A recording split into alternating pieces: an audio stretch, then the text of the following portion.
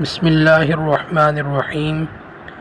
جب کوئی نعمت چھن جائے تو اس سے زیادہ بہتر نعمت پانے کے لیے با کمال اور لاجواب دعا، یہ ایسی دعا ہے جو حضرت سیدہ ام سلمہ رضی اللہ تعالی عنہ نے پڑھی جب ان کے شوہر دنیا سے رخصت ہو گئے تھے۔ پھر اس دعا کی برکت سے انہیں حضور نبی کریم رؤوف الرحیم رحمۃ للعالمین حضرت محمد رسول اللہ صلی اللہ علیہ وسلم کی شکل میں کائنات کے سب سے اعلیٰ شوہر ملے۔ اس دعا کی برکت سے بخت مقدر چمکتے ہیں، زندگی کو ناکامیوں اور مایوسیوں سے نکال کر خوشحالی، عزت، شان و شوکت کے تاج پہنائے جاتے ہیں، اعلیٰ سے اعلیٰ نعمتیں ملتی ہیں، وسائل کی فراوانی ہوتی ہے۔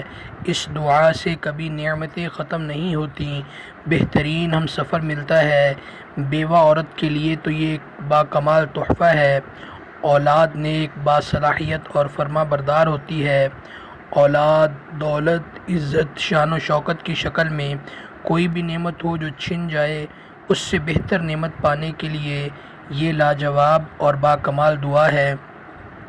جب بھی آپ کو کوئی پریشانی آئے، مصیبت آئے، دکھ آئے، تکلیف آئے تو آپ فوراً اس دعا کو اس صورت میں پڑھیں: انا للہ و انا الیہ راجعون، اللہم اجرنی فی مصیبتی واخلف لی خیرا منہا۔